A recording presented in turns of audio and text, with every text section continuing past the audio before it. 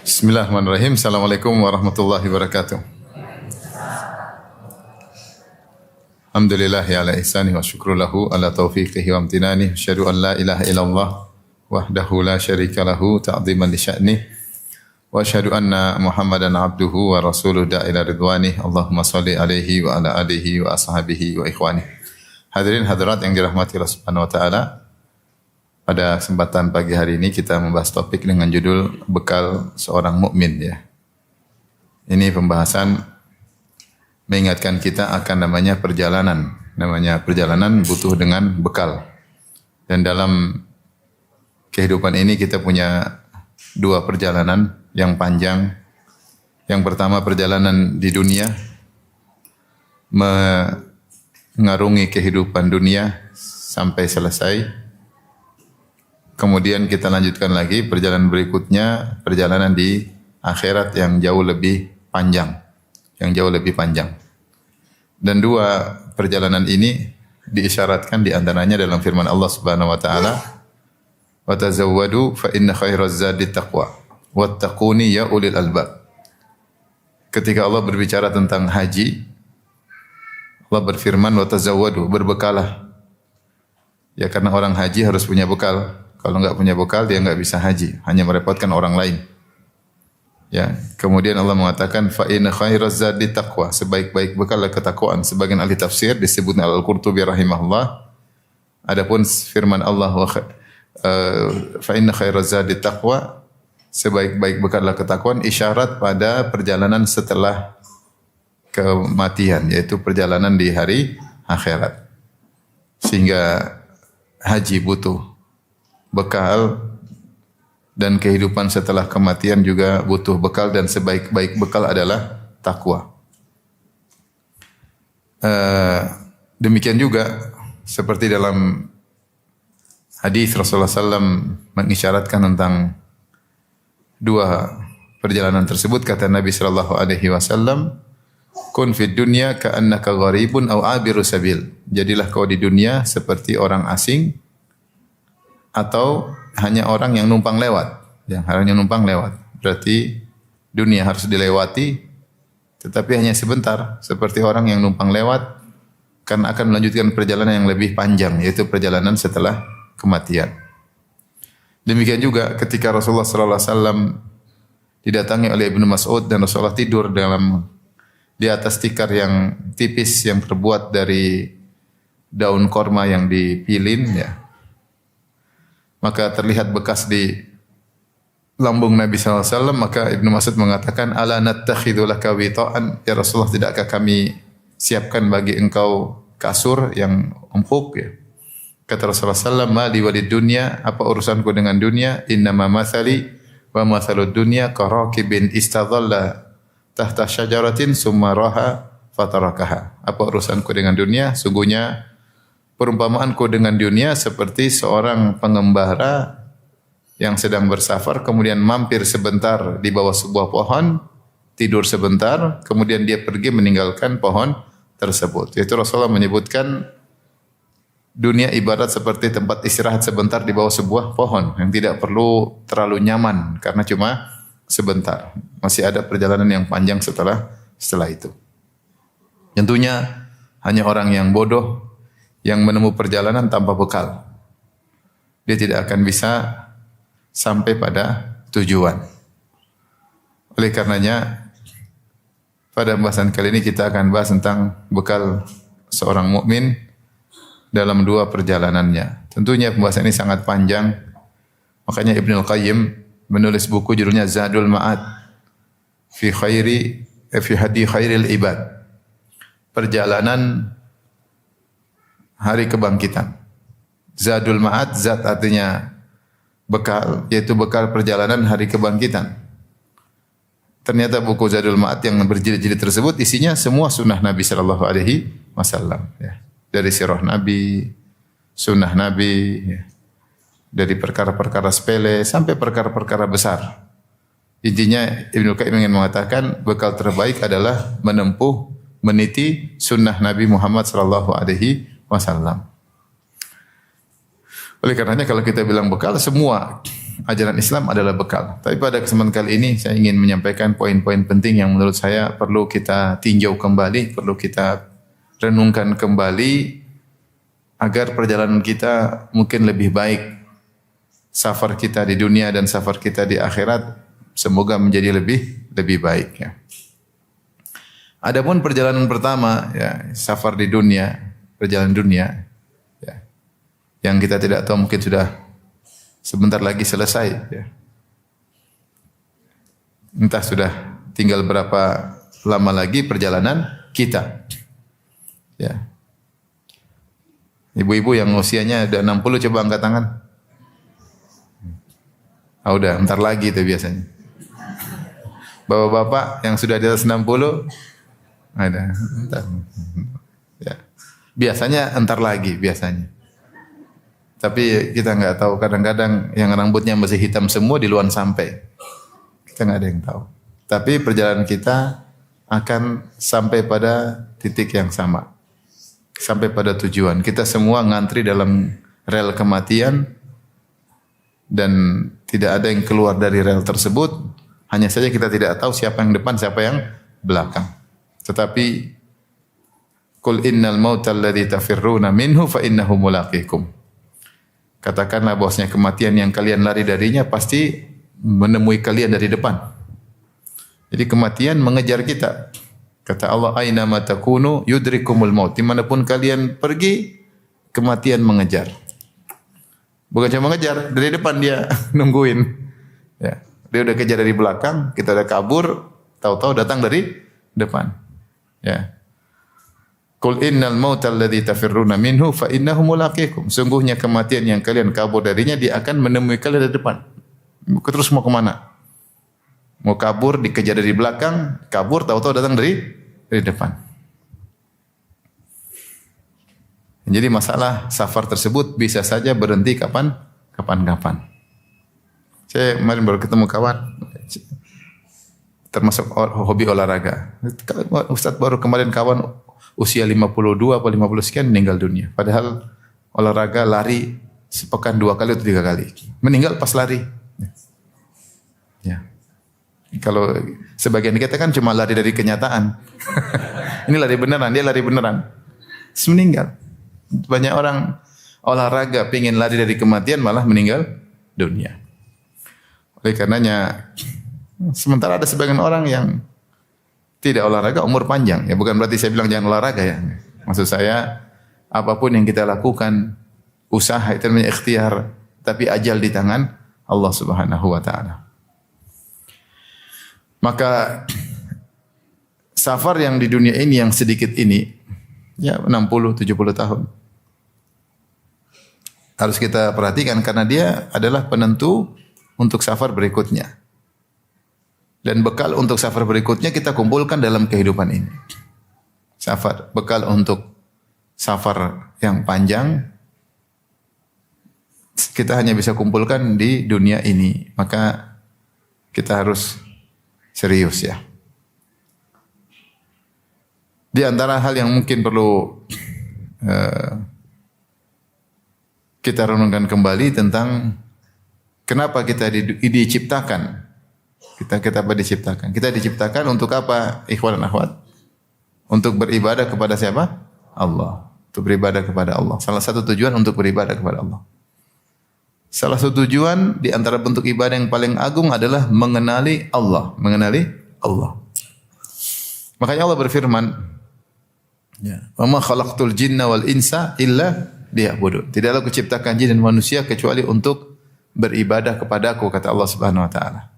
Ada seseorang merenungkan, dia bilang tidaklah Allah ciptakan apapun kecuali ada tujuannya. Allah enggak ada ciptakan sesuatu batila. Rabbana ma khalaqta hadza batila.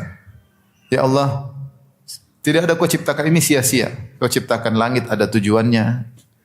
Engkau ciptakan matahari ada tujuannya. Engkau menciptakan rembulan ada tujuannya. Engkau menciptakan oksigen ada tujuannya. Engkau menciptakan tanah ada tujuannya. Engkau menciptakan sebagian misalnya logam-logam ada tujuannya. Semua ada tujuannya, ada fungsinya. Ya, matahari ada tujuannya, rembulan tujuannya. Maka kita juga diciptakan ada tujuannya. Kita juga diciptakan tujuannya. Tujuannya adalah untuk beribadah kepada Allah. Nah, maka ini yang perlu mungkin kita renungkan kembali. Sudahkah saya hidup di atas muka bumi ini mewujudkan tujuan tersebut? Seharusnya seluruh aktivitas kita adalah untuk ibadah kepada Allah. Seharusnya kita sebagaimana firman Allah, "Qul inna salati wa nusuki wa mahyaya wa mamati lillahi rabbil alamin." Katakanlah sungguhnya hidupku, matiku hanyalah untuk siapa? Allah. Salatku, sembelihanku, hidupku dan matiku hanya untuk Allah. Seharusnya setiap aktivitas kita bernilai ibadah. Seharusnya demikian. Seharusnya setiap waktu yang kita lewati harusnya ibadah kepada Allah. Harusnya ibadah kepada Allah. Nah, kita renungkan kembali. Ternyata banyak sekali waktu-waktu kita yang terbuang yang tidak bernilai ibadah. Maka mulai dari sekarang, coba kita ingat-ingat kembali ayat ini. Saya diciptakan buat apa? Untuk ibadah kepada Allah. Maka berusaha seluruh aktivitas adalah untuk cari pahala. Sampai misalnya minum kopi. Saya minum kopi, saya suka kopi. Tapi saya ingin dapat pahala dengan kopi ini. Supaya apa? Supaya ngisi kajian tidak ngantuk. Kalau saya niatkan gitu dapat pahala. Ya. Atau seorang misalnya minum kopi berlezat-lezat, saya minum kopi lezat-lezat, ini halal. Supaya saya tidak minum yang pahit, yang khamar. Dapat pahala. Semua tergantung apa nih? Niat. Innamal a'malu binniyat. Saya olahraga supaya apa? Supaya kuat untuk ibadah, supaya sehat, bisa bangun salat malam, bisa beraktivitas ngurus anak istri, bisa berbakti pada orang tua, olahraga, berkeringat karena Allah dapat pahala. Ini kita bicara perkara duniawi. Mulailah kita renungkan bahwasanya kita berusaha segala aktivitas kita karena Allah. Ini bekal kehidupan kita dalam perjalanan dunia. Usahakan setiap aktivitas kita bernilai pahala. Sampai perkara-perkara yang menunjukkan seakan-akan jauh daripada ibadah seperti kemesraan suami istri juga bernilai pahala. Seperti firman Allah Subhanahu wa taala, "Nisa'ukum harthul lakum fa'tu harthakum anna syi'tum." Sungguhnya istri kalian adalah sawah ladang kalian, maka datangilah sawah ladang kalian sebagaimana yang kalian sukai. Terserah bagaimana caranya, kapan kalian ingin datangi. Kemudian kata Allah setelah itu, waqaddimu li anfusikum, dan persembahkanlah buat diri kalian amal soleh. Bayangkan setelah Allah sebutkan tentang ayat anjuran untuk mendatangi istri, setelah itu Allah sebutkan waqaddimu li anfusikum, persembahkanlah untuk diri kalian amal soleh. Maka para ulama membahas dalam buku tafsir apa amal soleh yang bisa diraih di balik berhubungan dengan istri. Maka mereka sebutkan seorang akan mendapatkan pahala ketika berhubungan intim dengan istri jika misalnya niatnya untuk mendapatkan anak yang soleh, dapat pahala. Misalnya agar dia menyalurkan hasratnya di cara yang benar untuk menghindarkan diri dari zina, maka dia dapat pahala. Misalnya untuk agar bisa mesra, mengambil hati istri, menyenangkan istri, maka dia dapat pahala. Banyak bisa didapatkan. Sehingga kegiatan tersebut yang seakan-akan jauh dari nilai pahala, ternyata di balik itu juga ada pahala. Makanya Rasulullah SAW mengatakan, fi buti ahadikum sadaqah. Engkau menggauli istrimu, kau dapat pahala. Sampai sahabat bertanya, ya Rasulullah, ayadhanu ahaduna syahwatahu fil halali walahu ajrun? Ya Rasulullah, apakah seorang meletakkan syahwatnya di saluran yang benar, di istrinya, kemudian dia dapat pahala? Kata Rasulullah SAW, ara'aitum law wada'ahu fil harami akana alaihi wizrun? Bagaimana menurut kalian kalau dia meletakkan air maninya, syahwatnya di tempat yang haram, dia berzina, bukankah dapat dosa?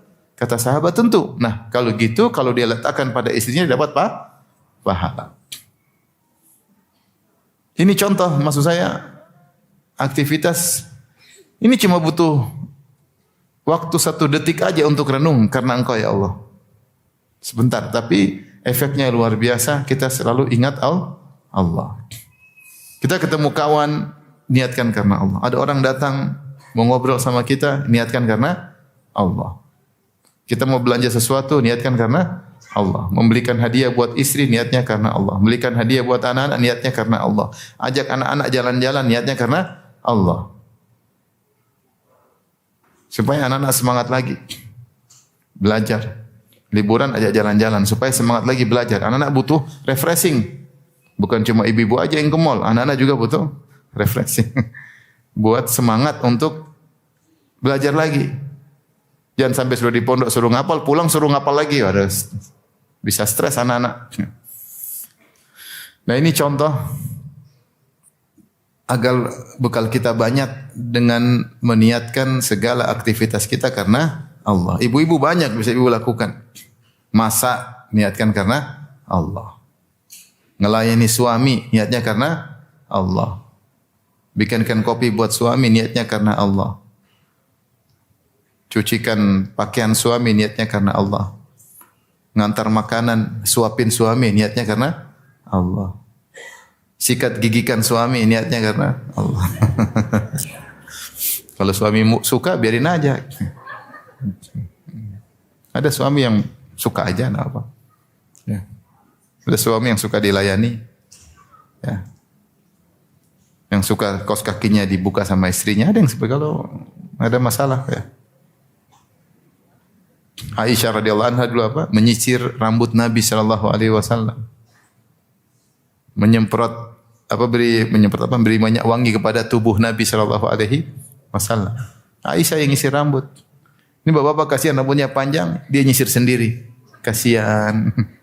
Istri kemana Pak? Lagi masak ya. Punya parfum banyak, semprot sendiri. Kasihan. Harusnya ada istri yang semprotin. Bagus. Kalau istri yang pakein, istri dapat pahala enggak? Dapat pahala. Maksud saya sebenarnya banyak hal yang bisa kita lakukan. Begitulah agungnya niat. Begitulah agungnya niat. Nabi berkata, innamal a'malu binniyat. Amalan tergantung niat. La ajra illa an hisbah. Kata Nabi tidak ada pahala kecuali jika ihtisab. Diniatkan karena Allah Subhanahu wa taala. Baik, ini di antara hal yang perlu kita renungkan kembali sehingga aktivitas kita semuanya bernilai pahala. Bapak-bapak yang kerja kalau keluar rumah pagi-pagi ingin ke kantor, ingin jualan, ingin marketing, ingin sales, niatkan saya karena Allah. Sehingga semua kegiatan kita keluar dari rumah di bawah terik matahari, kemudian terkena banyak asap kendaraan, ya capek, menahan rasa kantuk. Ini pahalanya besar. Niat karena Allah. Agar tidak ada waktu yang terbuang-buang. Saya tanya sama ibu-ibu, bisakah nonton film Korea karena Allah? Saya tanya aja. Bisa enggak? Siapa tahu bisa. Kalau bisa dapat pahala. Saya tanya dulu, bisa enggak nonton film Korea karena Allah?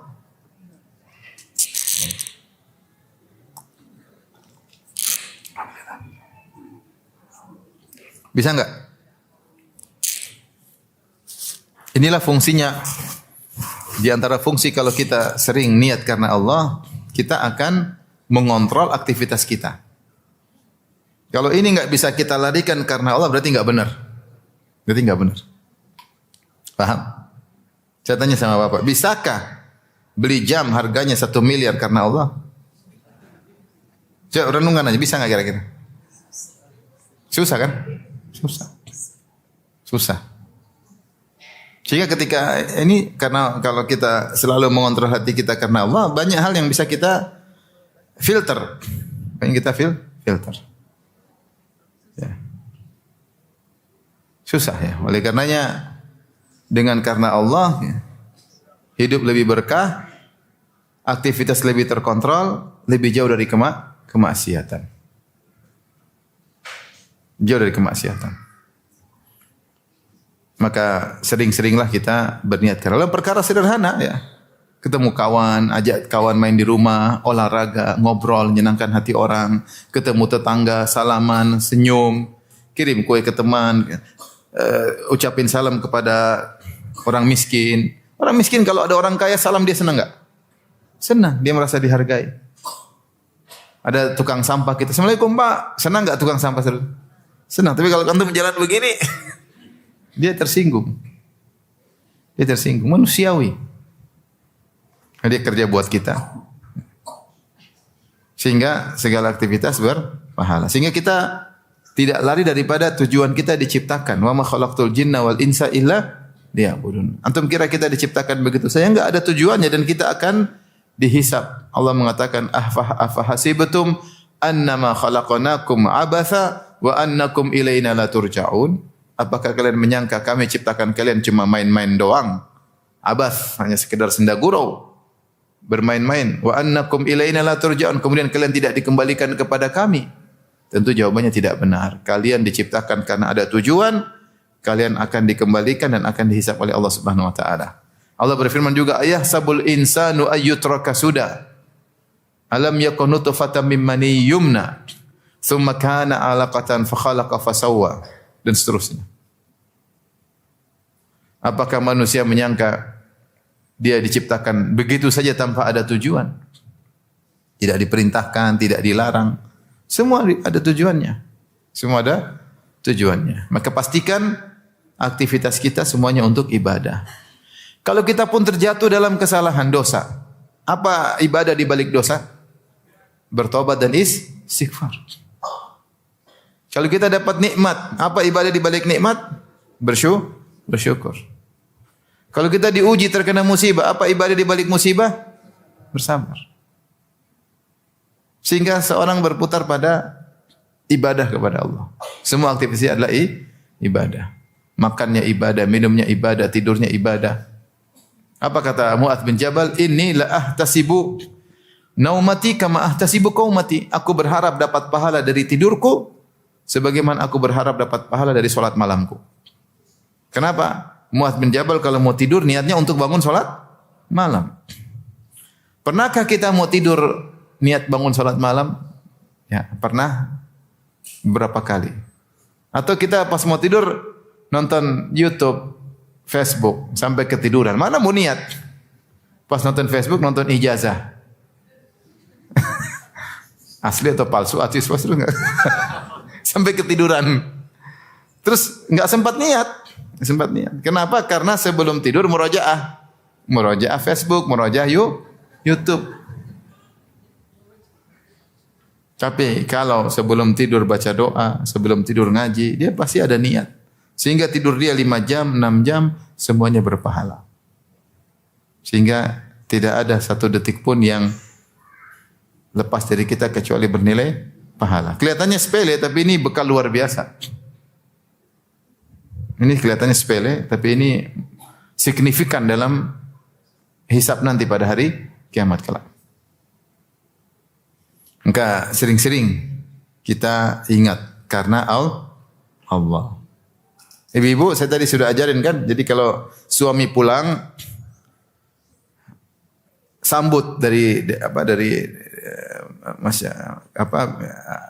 begitu suami pulang bilang gimana bahasanya? Gimana kalau suami datang, Assalamualaikum. Waalaikumsalam, wahai abi, Masya Allah, gitu lah gitu. Bawa apa katanya? Kalau tahu bahasa Arab, ahlan wa sahlan, Masya Allah. Kan keren. Sayang guru bahasa Arab. Kalau suami itu senang, jadi rindu pengen pulang terus, disambut sama istri. Sambut sama istri. Niatnya karena Allah Subhanahu wa taala. Jadi suami begitu sampai dia masuk dalam baiti jannati. Bahagia, pengen pulang terus.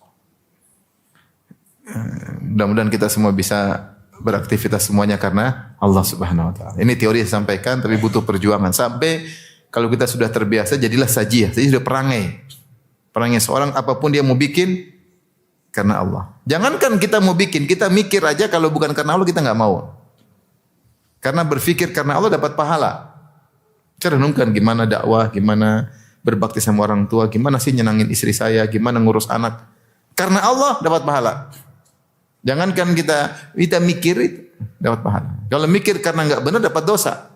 Allah mencela Al-Walid bin Al-Mughirah yang berfikir buruk. Kata Allah, "Innahu fakkara wa qaddar, faqutila kaifa qaddar, thumma qutila kaifa qaddar, thumma nadhar, thumma abasa wa basar, thumma adbara wastakbar, faqala in hadza illa sihrun yu'sar, in hadza illa qaulul bashar, sa'uslihi saqar, wa ma adraka ma saqar, la tubqi wa la tadhar, lawahatul lil bashar 'alaiha 19." Kata Allah Subhanahu wa taala, sungguhnya si Walid bin Mughirah berfikir dan mendebak-nebak, menerka-nerka apa yang harus dia ucapkan tentang Al-Qur'an. Jadi dia mikir, saya ngomong apa sih tentang Al-Qur'an supaya orang menjauh dari Muhammad? Dia mikir. Dia bilang Al-Qur'an syair bukan.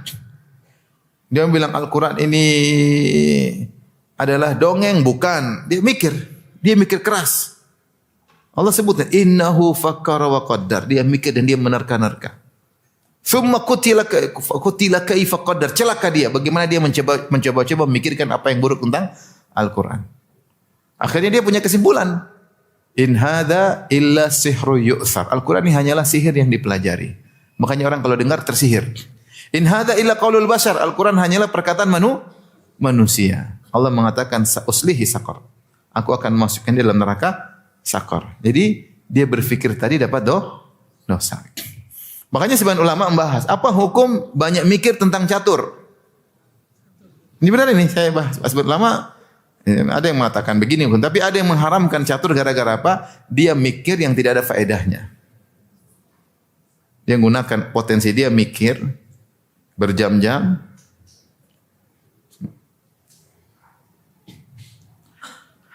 Maka orang yang cerdas memikirkan hari akhiratnya, dia berusaha mikir pun karena Allah.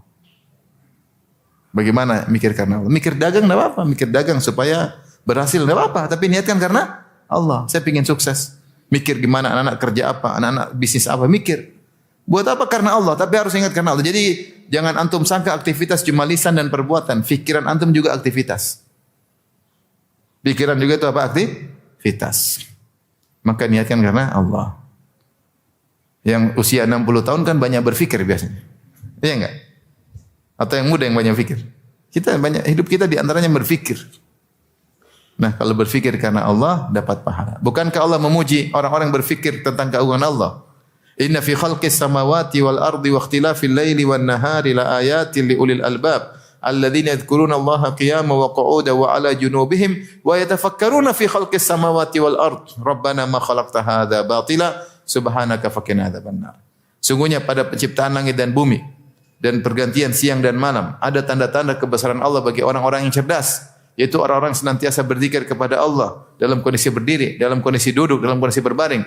Wa yatafakkaruna fi khalqis samawati wal ardh. Kemudian mereka merenungkan tentang penciptaan langit dan bumi. Mereka berkata, ya Allah, tidak mungkin kau ciptakan ini semua sia-sia tanpa tujuan. Faqina adzabannar. Maka selamatkanlah dari neraka Jahannam. Lihatlah bagaimana mereka dipuji oleh Allah karena berfikir yang benar. Berfikir yang benar. Antum tadabbur, afala tadabbarun Al-Quran, baca Quran ini ayat maksudnya apa? Ini maksudnya apa? Dapat pahala. Jadi usahakan semua aktivitas karena Allah. Jangan sampai senyum antum keluar tanpa pahala. Jangan. Usahakan senyuman antum semua juga dapat apa? Pahala. Senyum sama istri dapat pahala. Nah, kalau istri orang bermasalah. Kalau istri sendiri dapat pahala. Senyum sama kawan, senyum sama teman, senyum sama murid, senyum sama guru, senyum sama tetangga. Taib. Ini yang pertama. Bekal berikutnya, ikhwan dan akhwat yang rahmatillah subhanahu wa ta'ala, dan jangan remehkan nuntut ilmu yang serius. Saya tahu bapak ibu semua rajin nuntut ilmu, tapi mungkin kurang serius. Serius itu bukan berarti harus antum jadi ustadz, enggak. Ya, nanti ustadznya kebanyakan juga ya. Mau saya, ya, karena ya jadi ustadz dengan ilmu yang berkapasitas cukup tidak mudah ya. Tidak mudah ya, perlu perjuangan. Tapi maksudnya untuk diri sendiri, paling tidak untuk keluarga. Ya. Saya tidak suruh antum harus hafal sekian, tapi nuntut ilmu yang serius, dicatat, dimurajaah. Ya. Kalau ada ujian ikuti ya. Dalam banyak sekarang kajian saya ada ujiannya. Ada apa? Ujian. Jadi lain untuk supaya teman-teman semangat, apalagi ujian kajian-kajian kitab yang berlanjut. Maka dengan ada ujian sedikit saja pengaruhnya luar biasa. Seorang sudah ngaji sejam, terus minggu depan dia murojaah 5 menit aja, langsung nyantol. 5 menit aja, dia butuh coba 5 menit. Daripada isi lagi, enggak pernah murojaah, hilang. Hard disknya enggak cukup. Diisi lagi ke delete yang sebelumnya. Ini saja baru mau diisi sudah ke delete sebelum terisi. Apalagi sudah padat diisi. Makanya murajaah itu perlu. Al ilmu bil murajaah, ilmu dengan murajaah. Dan yang membantu kita murajaah, kita mencatat misalnya. Mencatat itu mempengaruhi daya tangkap kita. Daya tangkap kita. Oleh karenanya di antara doa yang pertama Rasulullah baca ketika salat subuh adalah minta ilmu yang bermanfaat. Dalam hadis Ummu Salamah radhiyallahu taala anha, ya. Apa kata Ummu Salamah? Kana yaqulu idza shalla subha hina yusallimu, adalah Nabi sallallahu alaihi wasallam membaca setelah salat subuh ketika salam. Berarti setelah salam. Allahumma inni as'aluka ilman nafi'an. Ya Allah, kumohon kepada Engkau ilmu yang bermanfaat. Wa rizqan thayyiban, rizki yang halal, yang baik, wa amalan mutaqabbalan, dan amal yang diterima. Ini kalau kita boleh bilang hadis ini adalah modal kehidupan dunia. Makanya diminta di awal kali kita mau aktivitas. Ilmu bermanfaat supaya dapat rezeki yang halal, supaya amalnya diterima. Isyarat bahwasanya ada ilmu yang tidak bermanfaat. Benar enggak? Ketika kita minta ilmu bermanfaat berarti ada ilmu yang tidak bermanfaat. Ketika kita minta rezeki yang halal berarti ada rezeki yang haram. Ketika kita minta ilmu amal yang diterima berarti ada amal yang tidak diterima. Dan semuanya rezeki yang halal untuk mengetahuinya daripada rezeki yang haram, demikian juga amal yang diterima, bagaimana cirinya supaya kita terhindar dari amal yang tertolak, cuma dengan ilmu. Maka seorang serius ketika baca doa ini, Allah minas'aluka ilman nafi'an wa rizqan thayyiban wa alam taqabbala. Karenanya kalau kita baca tentang ilmu, jadi maksudnya seorang yang berjalan di atas kehidupan ini selalu butuh ilmu. Berusahalah kita tidak terlepas dari majelis ilmu.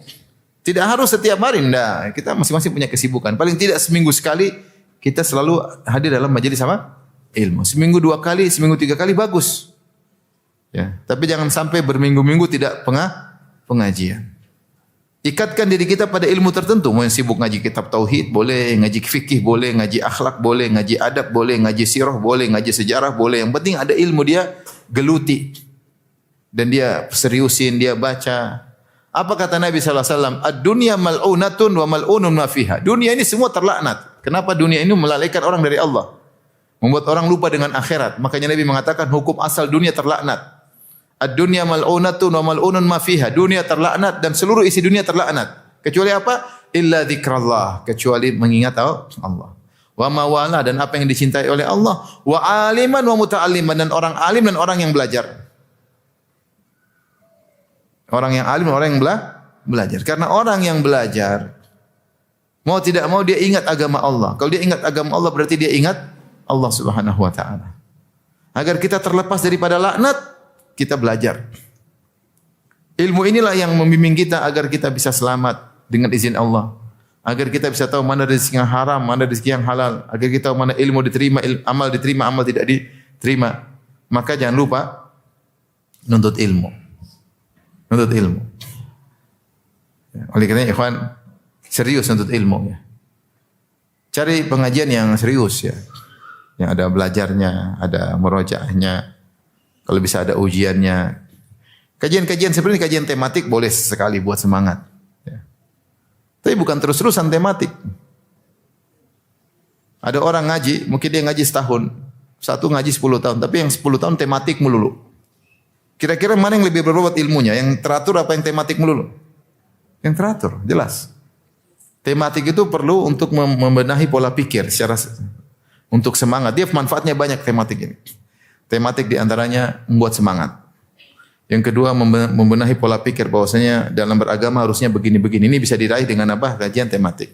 Atau ada isu-isu tertentu, maka perlu kajian tematik tertentu untuk menghadapi isu tersebut. Tapi kalau untuk menyusun suatu rangka ilmu yang kokoh, enggak.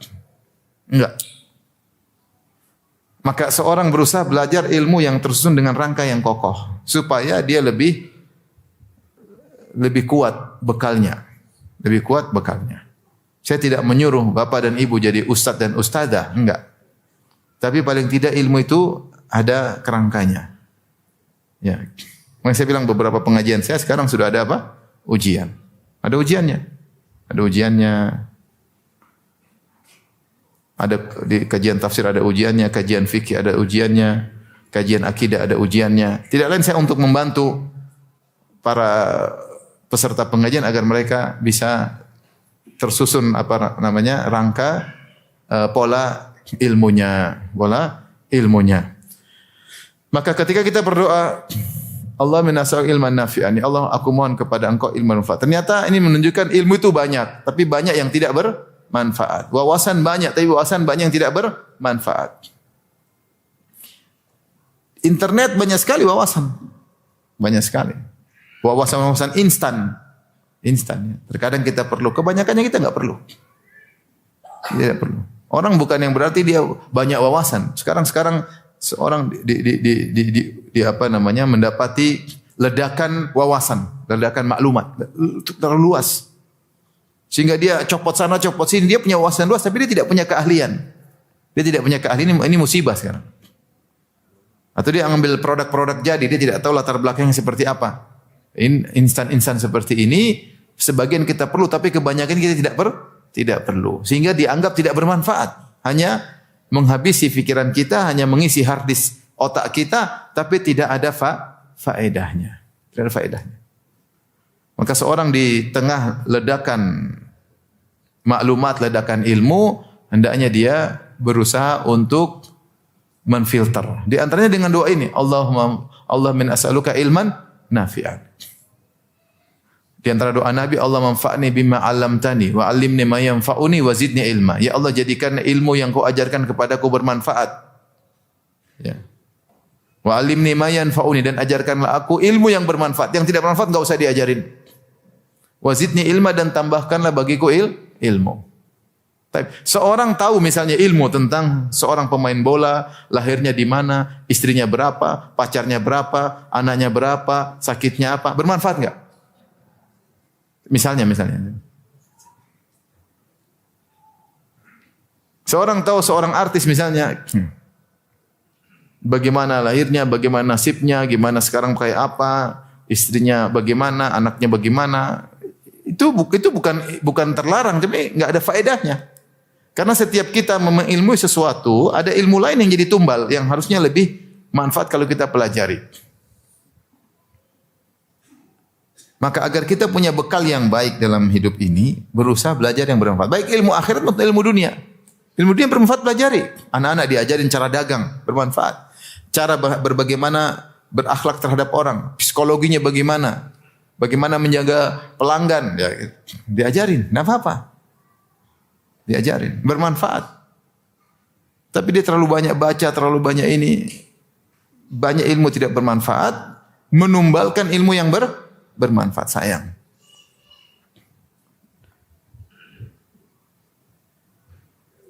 Dan ini akan repot bagi dia di akhirat karena kan ditanya tentang apa yang dia pelajari, apa yang telah dia amalkan. Oleh karenanya jangan sampai lepas dari nuntut ilmu. Begitu agungnya ilmu sampai Rasulullah bersabda, wa innal malaikata la tad'u ajnihataha ridhan li talibil ilmi bima yasna. Sungguhnya para malaikat meletakkan sayapnya karena suka dan ridho dengan perbuatan orang yang nuntut ilmu. Sebagian ulama berpendapat maksudnya malaikat meletakkan sayap itu malaikat turun. Kalau ada orang belajar nuntut ilmu, malaikat turun untuk menghormatinya. Sebagian berkata malaikat menaruh sayapnya supaya diinjak oleh penuntut ilmu karena senang dengan penuntut ilmu. Sampai yang berpendapat demikian. Sampai datang sebagian riwayat ada orang ngejek, mana malaikat? Malaikat. Hati-hati jangan sampai keinjak, dia ngejek. Akhirnya kakinya lumpuh. Sehingga sebagian ulama menafsirkan maksudnya benar-benar malaikat ya hal gaib kita enggak tahu. Tapi karena dia ridha, dia letakkan sayapnya sehingga dipijaki oleh penuntut ilmu. Luar biasa. Majelis ilmu itu luar biasa. Tapi itu ilmu yang benar. Gurunya yang benar. Belajarnya runut. Ya. Jangan sampai menuntut ilmu malah pikiran duniawi. Menuntut ilmu malah ajang pamer ini, pamer anu. Nuntut ilmu tapi bicaranya artis-artis melulu, ya. Jangan. Nuntut ilmu tapi carinya popularitas, jangan, salah, itu nuntut ilmu yang salah. Nuntut ilmu itu kita semakin takwa sama Allah. Semakin rajin sholat malam, semakin khusyuk ketika sholat. Semakin jauh dari syubhat dan haram, seperti itu. Jadi jangan lupa nuntut ilmu. Majelis-majelis berkah. Allah berikan sakinah, ketentraman, mawaddah, rahmat. Allah turunkan kepada orang penuntut yang masuk dalam majelis ilmu. Taib.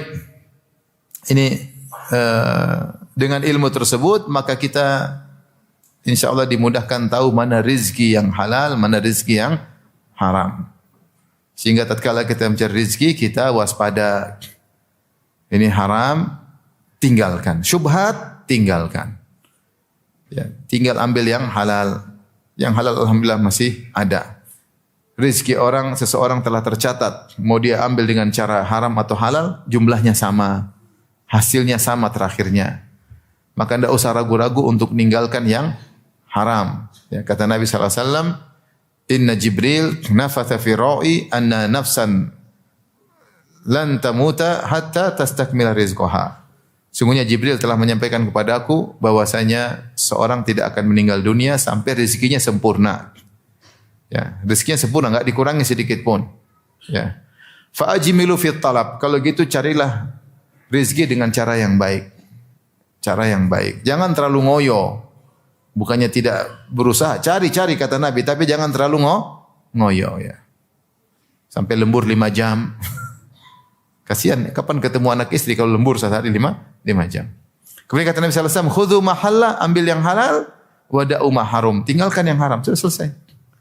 Ada untung banyak yang haram, tinggalin. Nanti Allah ganti dengan cara yang halal. Tidak usah ragu-ragu. Sudah, ini bukan rezeki saya. Rezeki saya sudah tercatat. Rezeki saya bukan di tanganmu. Rezeki saya di tangan Allah Subhanahu wa ta'ala. Ya.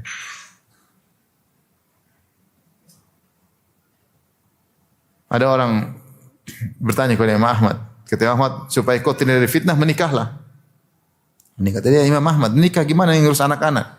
Apakah rezekinya di tanganmu? Rezekinya bukan di tanganmu. Rezeki anak-anak di tangan siapa? Allah. Nikah aja. Supaya terhindar dari fitnah wanita. Fitnah lawan jenis. Ya.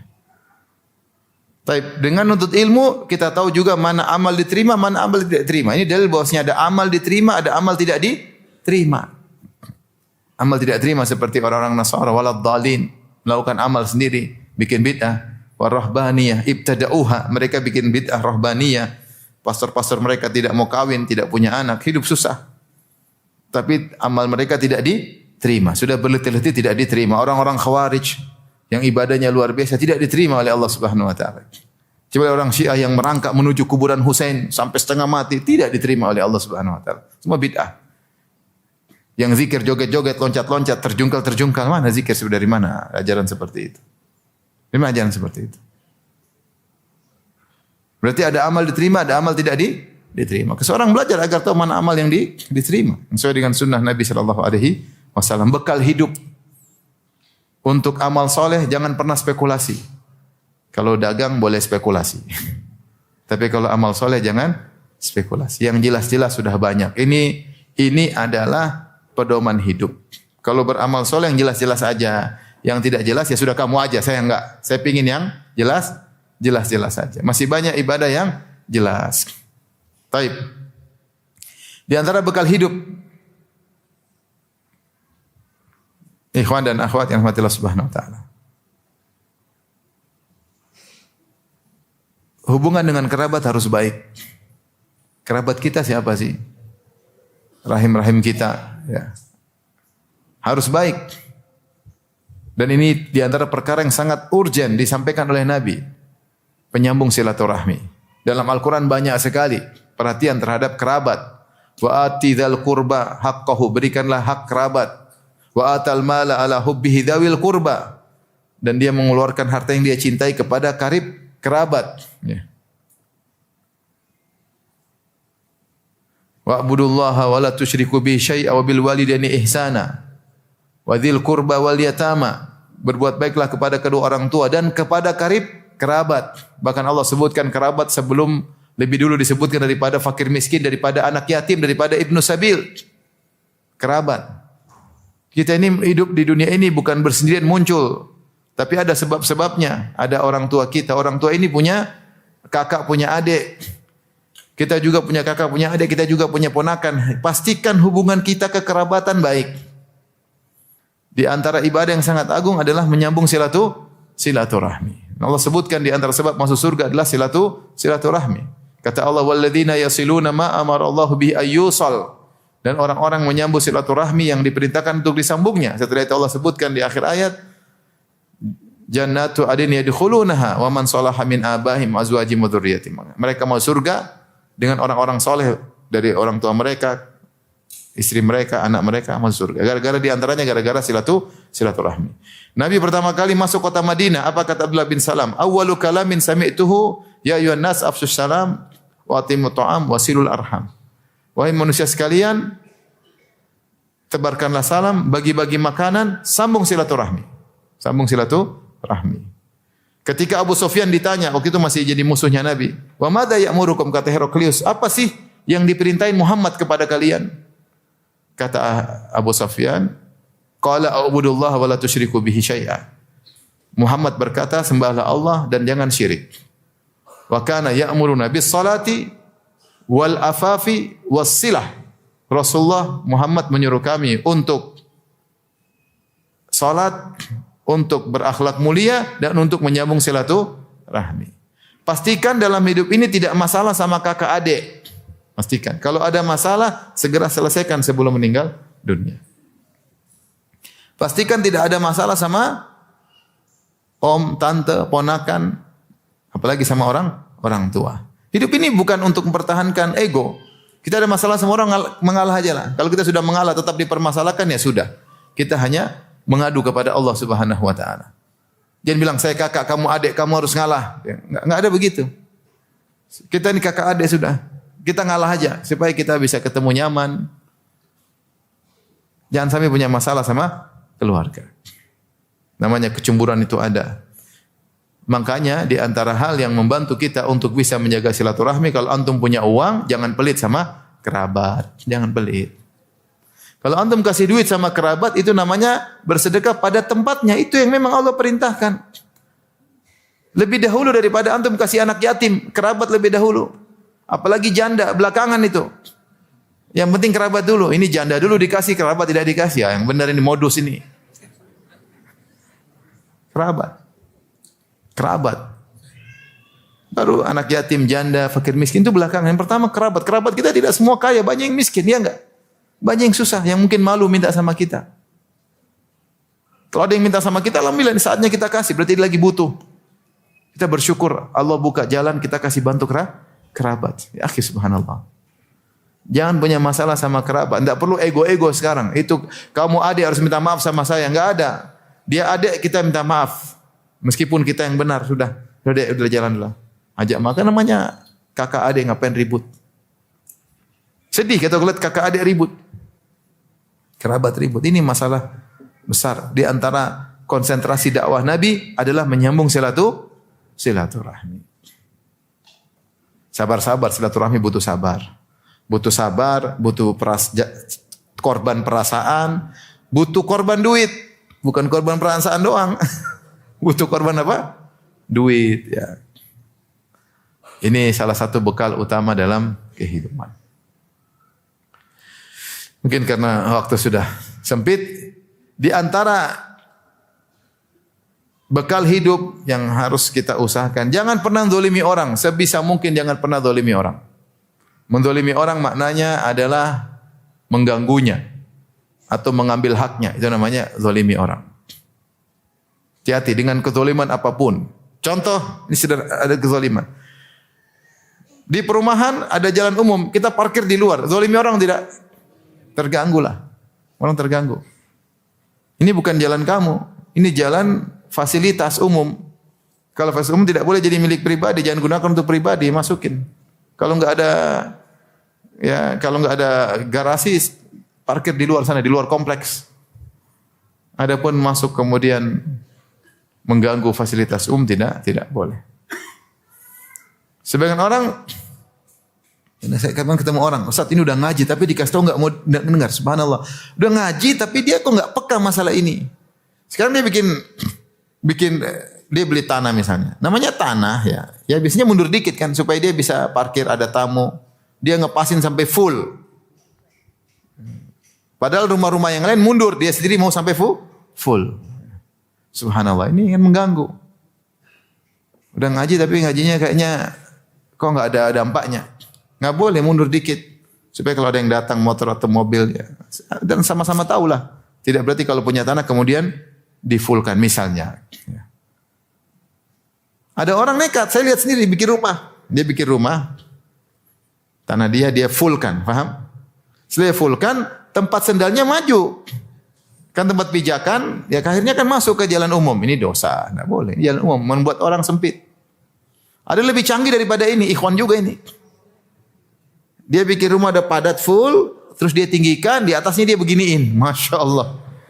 Jadi dia masuk ke, jadi tanah dia 200 meter, itu bagian bawah, bagian atas 250 meter. Ini orang pinter banget. Tapi nggak boleh. Kalau tanah itu pemilikan sampai ke atas ke langit nggak boleh, nggak boleh. Ini haram hukumnya dan dibahas dalam buku-buku fikih nggak boleh. Ya khi zalim, anti zalim bertahun-tahun, zalim nih. Itu jangan anggap sepele, ini zalim. Antum punya mobil juga, terus pakai solar, terus antum nyalain terus, kan asapnya masuk ke rumah tetangga. Zalim atau tidak? Zalim. Nanti merokok, orang batu-batu sebelah. Zalim atau tidak? Zalim. Istri anti zalimi tiap hari. Cium bau asbak tiap hari kan kasihan. Kasihan. Zalim. Anak-anak. Jangan zalim, hidup jangan zalim. Sebisa mungkin tidak zalim. Zalim itu pertama adalah mengganggu orang lain. Itu namanya zalim. Makanya di antara haramnya rokok, la dharar wala dirar. Rokok itu mengganggu orang lain, mengganggu diri sendiri, mengganggu orang lain. Tapi ya, meskipun ada manfaatnya katanya, rokok ada manfaatnya. Di antara manfaatnya, pencuri tidak jadi masuk karena batu-batu mulu katanya. Enggak jadi nggak perlu pasang anjing di luar, pokoknya ada batu-batu nggak jadi masuk. Manfaat menghalangi pencuri masuk ke dalam rumah. Manfaatnya menambah masukan para dokter karena banyak pasien yang yang kena penyakit paru-paru. Istilahnya. Jangan zalimi orang. Sebisa mungkin jangan zalimi orang. Kalau putar sesuatu jangan keras-keras. Ganggu orang enggak bisa tidur. Saya di kompleks luar biasa, ya Allah. Bikin konser. Duk-dak ya Allah. Sore-sore sudah latihan duk-dak. Malam sampai aduh ini orang subhanallah. Dia pikir kita suka suara dia. Terlalu husnudzon. Tidak pada tempatnya. Kita pening dengar dia, tapi kita nggak bisa ngelarang. Mau diapain?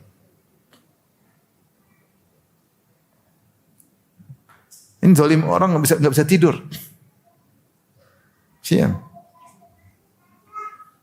Jangan sampai zalimi orang lain. Di rumah hati-hati kalau tetangga siram air jangan sampai jadi becek di halaman orang lain. Sampah jangan tertinggal di luar sehingga aromanya masuk ke dalam orang lain. Usahakan jangan zalimi orang lah. Jangan zalimi orang. Sebisa mungkin. Ya, sebisa mungkin. Anak kita hati-hati kalau main di luar. Ngerusakin mobil orang hati-hati. Jangan bilang anak-anak enggak ada dosanya, Pak. Iya, anaknya enggak dosa, itu yang tanggung jawab.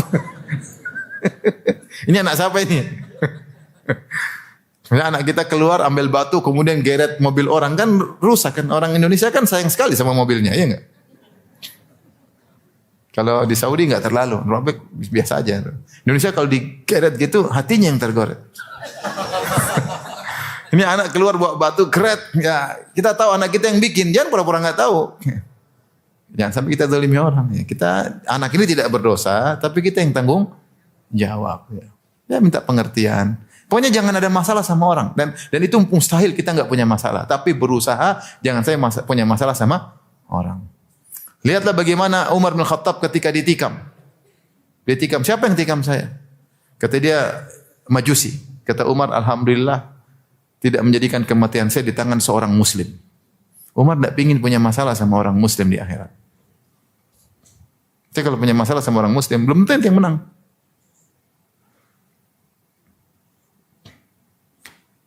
Kalau sekarang kita punya duit, kita bisa sewa pengacara, bisa sewa hakimnya, bisa kita sogok. Ya. Bisa atau tidak? Bisa banget. Yang penting ada duit. Tapi kalau di akhirat, repot. Berusaha. Ini pertama, jangan ganggu orang. Kedua, di antara bentuk zalim adalah tidak menunaikan hak orang. Hati-hati ini ibu-ibu, jangan sampai hak suami tidak ditunaikan. Hak suami apa aja ibu-ibu? Jangan pura-pura enggak tahu. Coba hak suami apa? Ini udah belajar belum ibu-ibu? Coba. Apa hak suami ibu-ibu? Coba sebutin ibu-ibu. Kasih makan itu bukan hak suami, kalau kasih makan itu hak istri. Ini hak suami. Apa hak suami ibu-ibu? Coba sebutin, coba ayo. Nyediain kopi, itu hak, ya hak juga kecil itu, hak yang besar-besar. Apa hak suami? Nyuci baju, gorengkan nasi goreng, bikinin kopi, itu ya. Yang besar-besar, saya nggak pengen hak kecil-kecil, hak besar-besar apa haknya coba? Ayo ibu, jangan pura-pura nggak tahu. Ini benar ibu, jangan sampai salah bekal. Ya. Apa hak bapak-bapak, ibu-ibu? Kalau keluar rumah, minta izin sama suami. Jangan sampai keluar rumah, asal pergi aja tidak minta izin apa? Suami. Harus ingat. Kalau ada tamu mau masuk harus izin suami. Perhatikan. Tidak boleh terima tamu, terima keluarga, kerabat masuk semua ke rumah. Minta izin sama suami. Rumah suami. Sekarang apalagi mudah. Bisa akses tinggal telepon, tinggal WA. Ini suami pulang. Wih, ada sendal 30. Siapa aja nih? Ternyata ponakan istri semuanya. Ya Allah, habis beras gua habis nih.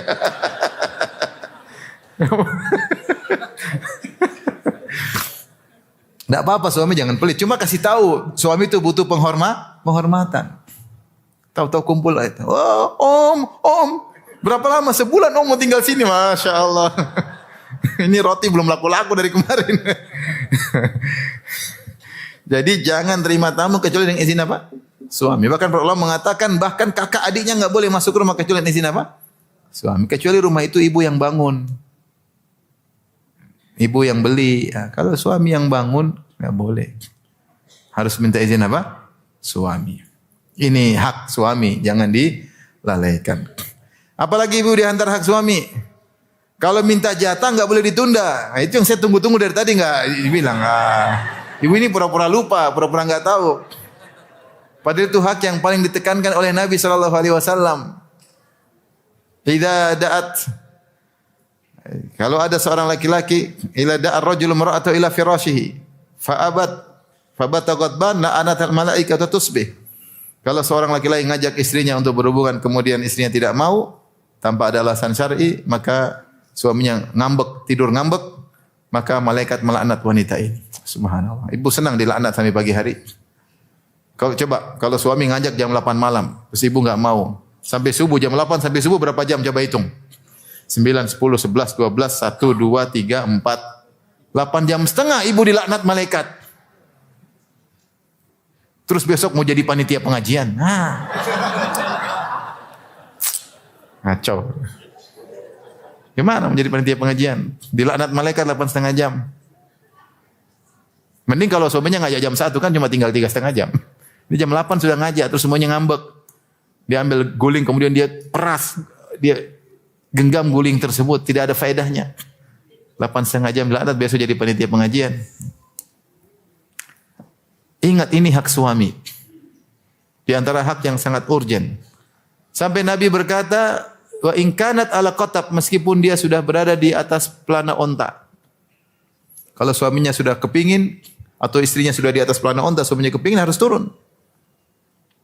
Wa in kanat ala tanur, dan riwayat meskipun dia lagi masak, lagi bakar roti, suaminya kepingin, dia harus sambut panggilan suami. Meskipun rotinya hangus kata para ulama, enggak ada masalah. Roti hangus berapa ribu sih? Tapi kalau udah ada suami yang hangus. Jadi ibu, di antara bentuk zalim adalah tidak menunaikan hak orang. Makanya ibu harus tahu hak suami ada, hak anak ada. Anak punya hak disayang, tidak dipukulin melulu, sabar dengan kenakalannya. Anak-anak ada yang masya Allah iseng luar biasa anak-anak itu. Ada yang diam-diam, tenang. Ya kadang-kadang tenang-tenang terus blow on tahu-tahu. Ada yang masya Allah ribut sana ribut sini, loncat sana banting sana banting sini, ganggu adiknya, ganggu kakaknya. Ada yang begitu. Ya, kita harus tahu ini anak-anak ya, harus jangan bilang diomongin nggak ngerti. Ini namanya juga anak-anak. Ini masih kecil, masih 2 tahun, 3 tahun ya. Gimana? Kapan dia dibohongin? Sabar. Memandikan aja susah. Masuk kamar mandi, ambil barang-barang, masukin ke toilet, handuknya lempar ke, nangis ibunya lihat anak. Sabar, dia punya hak untuk disabarin. Tidak boleh main hantam, pak, biru semua badan, merah semua. Kasihan. Ini ibu salah didikan, bukan anak salah didikan. Ibu salah didikan. Ingat, hak suami, hak anak harus diajarin, bukan cuma kasih HP aja, kasih duit, diajarin. Jam roja, ajar sholat, dinasihatin, ngobrol bersama, dekat hati sama si anak, dipeluk, kalau nangis didekap. Itu hak anak. Hak orang tua juga jangan ditinggalkan. Tapi bapak-bapak, apa hak istri? Hah? Kasih makan. Ya benar, tadi sudah benar. Kasih makan. Udah gemuk selesai tugas. Dalam hidup ini jangan sampai zalim. Jangan menyakiti orang lain, jangan tidak menunaikan hak orang lain. Dan itu bukan cuma suami istri aja, ingat. Teman kita punya hak, tetangga kita punya hak, teman kongsi dagang kita punya hak, guru kita punya hak, murid kita punya hak. Kalau kita ngajar di pondok pesantren, murid punya hak, wali murid punya hak. Jangan sampai hak mereka tidak kita tunaikan. Kalau hak kita tidak ditunaikan masih mending, kita akan ambil di hari kiamat kelak.